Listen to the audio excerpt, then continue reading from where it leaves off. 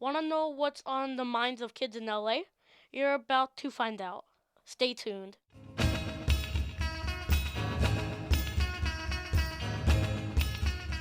You're listening to Barnacle Radio from 826 LA.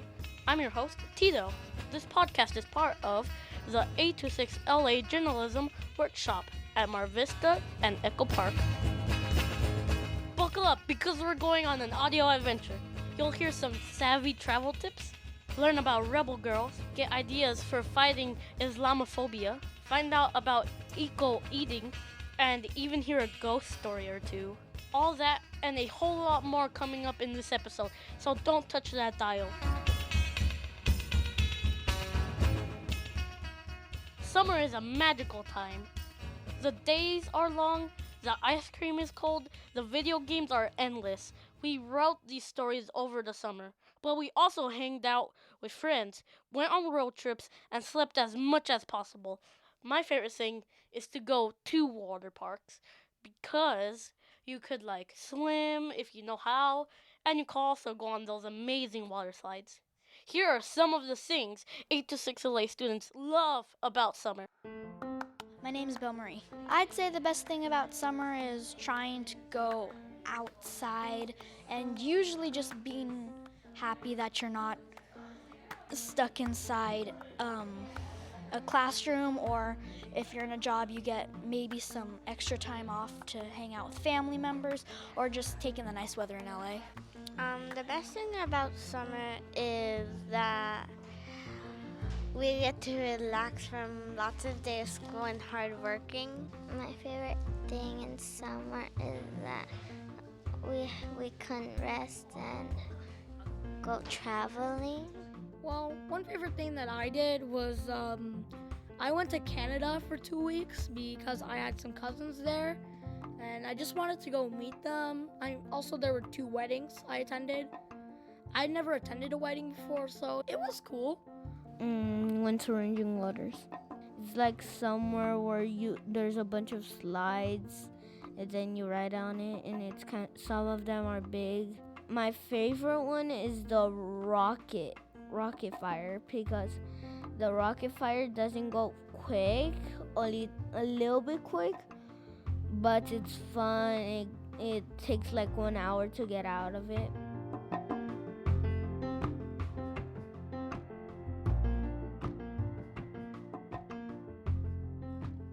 One thing summer's perfect for, traveling. But how can you, a young, fresh-faced podcast listener with very little traveling experience, how can you see the world like a pro? Well, one place at a time. And our travel guide, Sawyer, has tips for a special corner of the world, France. Hi, my name's Sawyer, and I would like to share some tips with you for traveling to France, which I went to recently over the summer. Tip 1. Beware of the lemonade in France because it is interesting. Often on the menus there will be drink listed as lemonade, but it's often a knockoff version of Sprite. And a lot of the times in smaller cafes, you could get just a cup of straight lemon juice with some water on the side. Tip 2. Don't try to eat meals at restaurants from 2 p.m. to 7 p.m. If you're planning to go to a restaurant in the middle of the day from say 2 to 7, well, you're going to have some trouble because a lot of the restaurants close from 2 to 7, and that's just their break, and then at 7 they open back up for dinner. Tip 3. Do not get stuck in tourist trap restaurants. Although there's great places to eat everywhere, beware of tourist trap cafes that are everywhere on the street that are just filled with a bunch of tables. Those just have pretty generic, overpriced food. Tip 4. Beware of the amount of people smoking. People smoke a lot there. Everywhere and whenever. It doesn't matter who you're with. People smoke everywhere, at cafes, on the street. So just caution yourself if that's something that is important that you stay away from. And tip 5. Many generally chilled items are going to be at an uncomfortable temperature. A lot of restaurants, or even wherever you go, whenever you order a drink or even something that's generally chilled, it won't come with ice, or it will be lukewarm or room temperature. And yeah, also these are like really, I feel like, first world problems. So overall, just there are a lot of small things that, could be a big deal, but it is really like just fun, relaxing place to be in. If you go, have a great trip. If you're hitting the road, don't forget to bring a book. I recommend Diary of a Wimpy Kid because they're so iconic and they're super fun stories. And I recommend The Long Haul because it's actually about road trip. Another good choice, the Rebel Girl book series. It profiles all sorts of cool, curious, and courageous women from our history. Here to tell us more is Janie and Giselle. Hi, my name is Janie. Hi, my name is Giselle. We wrote an article about rebel girls. A rebel girl is a girl who does stuff that no other girl has done. Some of the girls that we wrote about are Florence Nightingale, Coy Mathis, Mata Hari, Misty Copeland, Rosa Parks. I chose Mata Hari because I liked that she was a spy and she was brave that she had to face her sudden death when she got caught up being a spy. Florence Nightingale was a nurse. She spent her life helping people, and she's famous because she just wants to help. And sometimes they call her the lady with the lamp because she comes every night, checks on her patients. One thing I learned about Rebel Girl is that you could just do stuff whatever your heart wants to do. One thing I learned is that Rebel Girls are brave and have a brave heart.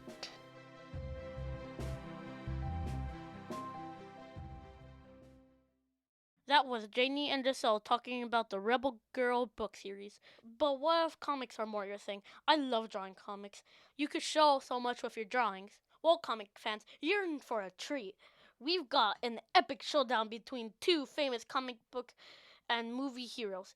DC's mighty Amazonian warrior Wonder Woman and Marvel's snarky space dude Star-Lord. Logan and Matthew will argue which superhero is the best. My name is Logan and I think Star-Lord's the best. My name is Matthew and I think Wonder Woman is the best. Dun dun dun!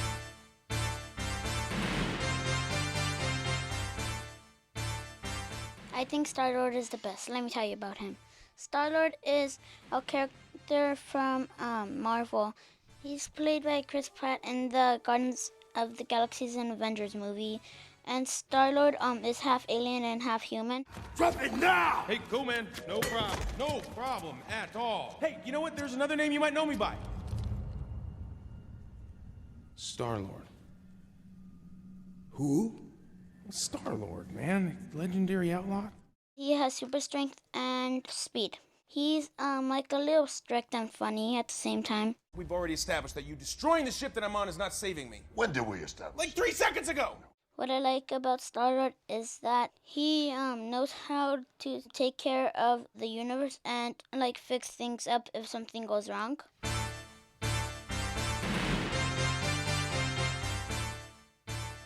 I think Wonder Woman is the best because she has no weakness. Wonder Woman is played by Gal Gadot in the movie. You will train her harder than any Amazon before her. 5 times harder. 10 times harder. Until she is better than even you. She has cool gadgets. I like the bracelets of victory because if you hit them together, like there's like a big destruction. They also block bullets. I don't believe it.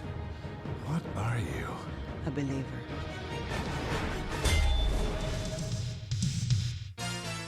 Wonder Woman is better than Star-Lord since she's indestructible. Star-Lord is the best because he could fly with his jet shoes, and he has a ship, and his mask could see some stuff that no one sees. Well, I think they're both good, but my favorite is Spider-Man, no question. One thing all heroes have in common is that they stand up to bullies. It's easy when you have super strength or invincibility, but for the rest of us, bullies can be a major hassle and cause a lot of pain. That's why Marvin wanted to write about bullies and the effects they have on the rest of us. I wanted to write about bullying because bullying is bad and I want to stop people bullying.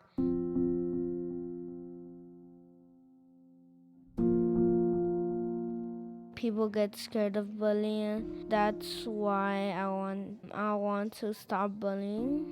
Cause I got bullied a bunch of my old days. Cause if they bully me, I don't really care. Or I still like little bit care. Because I'm getting bullied and then it's kind of sad for me, my mom, my cousins. I know about California is one of the worst state to be at school because 280,000 people got bullied and people don't like it to go to school. 160,000 students miss school every day because of bullying. I hope people read this because you learn about bullying if you already know how it feels. If somebody gets bullied, just tell them to stop bullying and stop doing stuff that's mean to other people.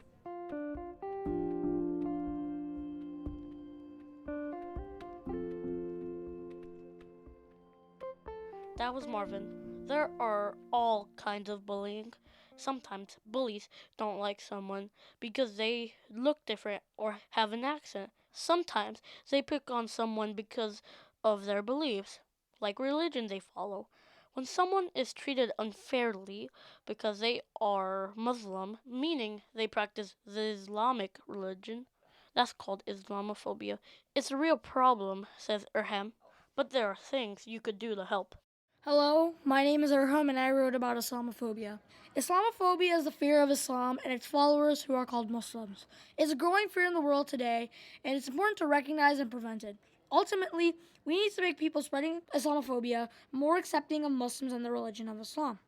But in order to erase Islamophobia from the world, today and in the future, it's critical to retrace the history.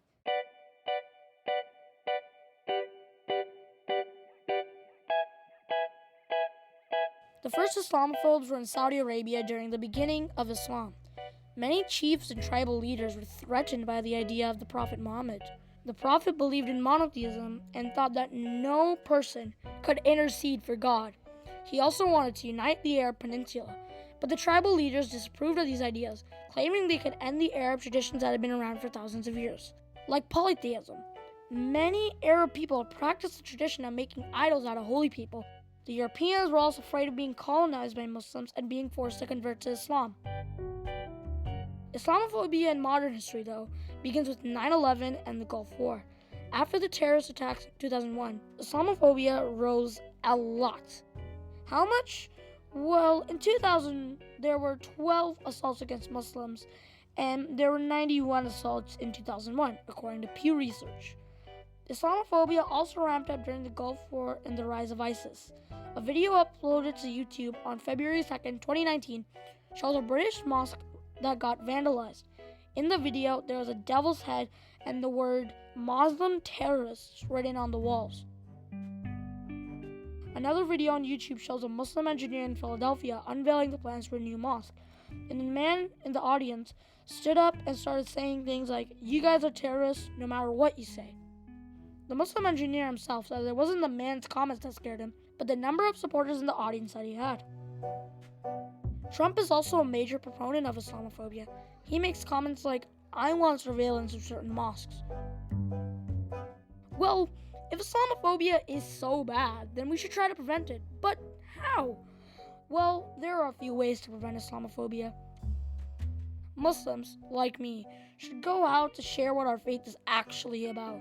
Another way to prevent Islamophobia is to educate the people who are already Islamophobic so that they don't make anyone else Islamophobic. Also, in order to get to know Muslims better, have a Muslim friend.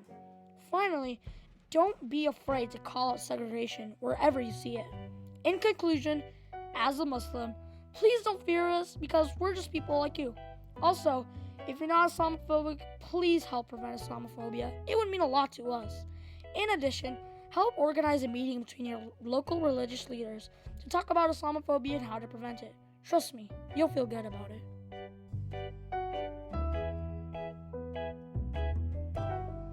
The stories you are hearing are part of 826LA's journalism workshop. We even published a printed version with all these reports and a whole lot more.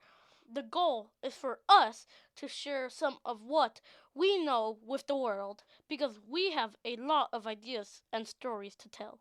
Here are some other things 826LA students think you should know. One thing I think people should know more about is... My name is Giselle. I wish that more people knew about sunscreen. Sometimes when you go in the water, it kind of falls off, and then you think you're secured, but no, but then you get sunburned.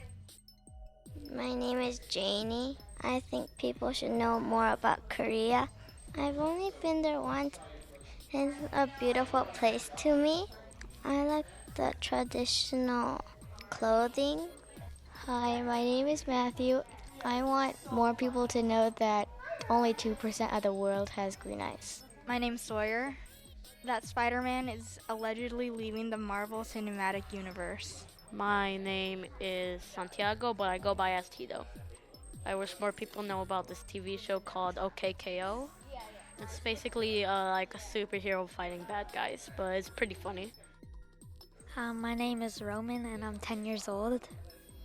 I wish more people would know that video games aren't they're not actually bad. My name is Bill Marie. I'd say pay more attention to the environment or people around you.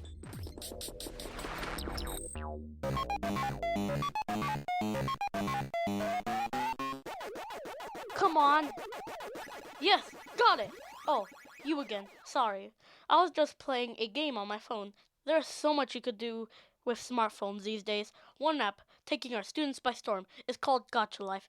It's part game, part virtual world, part video making program, well, let's just let Satali and Ariel explain. Hi, my name is Iglali. Hi, my name is Ariel. We wrote about an app called Gotcha Life. Gotcha Life is an app that you use sometimes to make YouTube videos, and you could dress up characters, you could play games on it too. So what you first see is like a circle with a Gotcha Life character that you have created, but if you're new, you have one character that they have made, but then when you press them, you could choose how they look and the hair. You could get very creative. You could start with the body where you find different sizes. You could also change the gender. My main character had blonde and turquoise hair, and she was like an angel and a bird mixed together. I think it's popular because it has great features. You can also play games on it. You could dress up characters. When I first watched my first one, it was really cool. And then I asked my friends if they've seen it, and they said, yeah, everybody's been talking about it. It's one of the most best apps in the world that I think of. Give Gotcha Life a try. Have fun. Do I need to play this now? Is this a thing? Oh man, moving on. Next up, we have some tips on eating eco-friendly, so your meals can be good for you and also good for the earth. I'll let Trinity tell you about it. I like doing vegan food because I try to be as healthy as possible when I eat without eating too much meat and stuff because I'm not a vegetarian, but just to be more aware. My My name is Trinity, and these are my tips for how to be more eco-friendly with food. Consider more plant-based diet. Eat locally as possible, so you know like it's from a local farm and not, like shipping. Eat as seasonally as possible, so when things are in season, like fruits and vegetables. Being eco-friendly is important because of animals, the way that they are treated, and it's just important to them so you can do better for yourself and for the animals and like the plants, and it just helps you with having a better lifestyle with the way you eat, and it should make you feel better about yourself, so you can try to work towards certain things, and you can tell your friends and your family, just work towards it, doing better, healthier stuff for all sorts of reasons.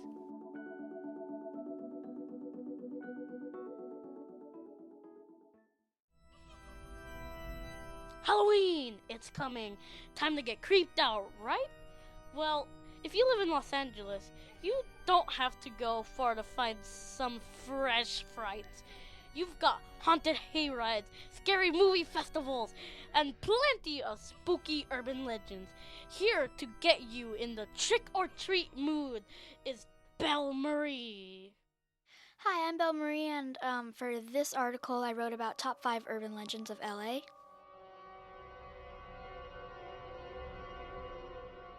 One myth I wrote about is the LA Bermuda Triangle. It's this small center in LA, downtown, where lots of strange things happen and no one can really explain why, like cars malfunctioning and lights flickering and people just acting strange there. People think it's like a point in a parallel universe or ghosts on it or something, making it a very trippy place that makes lots of strange things happen and no one can really explain why or how. Another thing I wrote about was the Queen Mary. It's a ship down in Long Beach Harbor, and it used to be a cruise ship that would do cruises with lots of people. Lots of strange things have been happening there, like doors opening and closing without wind and strange noises happening there. There's been multiple sightings of people that have not been like old-time clothing and things like that. No one knows how they died or how they got there, but people really believe that it's haunted. Ghost stories to me are fun because you get to learn about history through it. It's one way to learn about lots of historical people. If they tell you something exciting or interesting to you, then it might capture your attention and you get to learn like things from way back in the day through ghost stories. Gives me the chills. I know I'll take my mind off scary stuff. Baseball. The swing of the bat. The roar of the crowd. The Dodgers somehow always coming so close but never winning the World Series. Oh my God, Dodgers.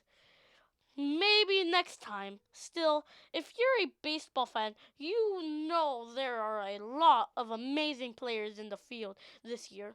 But who will be crowned MVP? Xander is curious about that. Take it away, Xander. 2 MLB outfielders are competing for National League MVP, and one of them is a Dodger. They are Cody Bellinger and Christian Yelich of the Milwaukee Brewers. More MVPs are outfielders than any other positions. And Bellinger sends one to deep right center field. Did he get enough? An explosion on opening day for the Dodgers. 7 home runs. 30 sports writers vote on who will be the MVP. The winner will be announced in November. Outfielder Barry Bonds has won the most MVPs with 7. Cody Bellinger has only been playing in the MLB for 3 years, while Christian Yelich has been playing for 7 seasons. That matters because Yelich has more experience and has already won 1 MVP award. Down the line, tough play. Yelich, yes sir! Gold glove good, and he comes When I started this article, Yelich had a slight lead on Bellinger, but now just a month later, Bellinger has a big lead.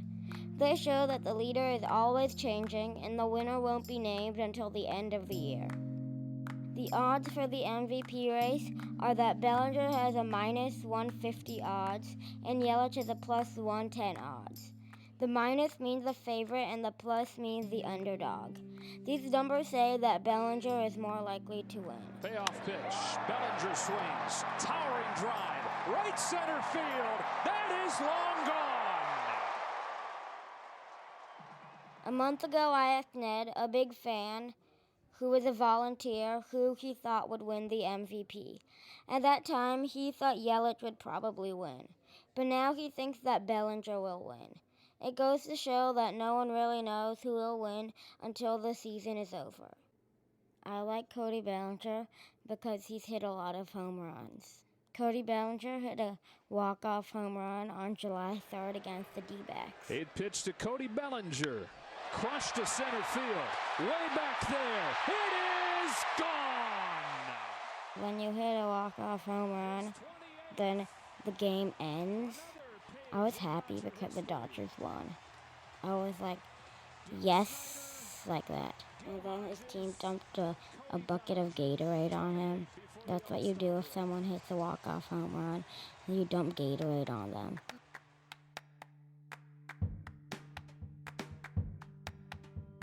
I play baseball in West LA.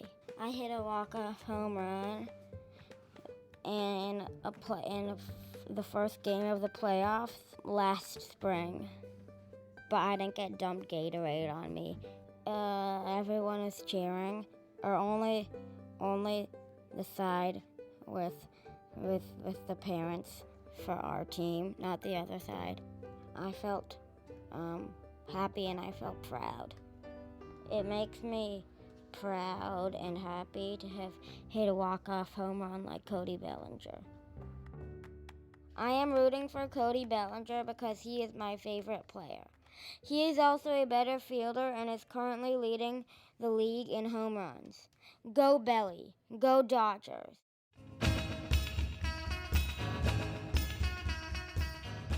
Well, that's it for this episode of Barnacle Radio. What did we learn? Well, we learned bullying is bad, rebel girls are good, and when you're traveling, always look out for tourist traps. If you want to learn more about 826LA and our writing workshop, head to www.826la.org.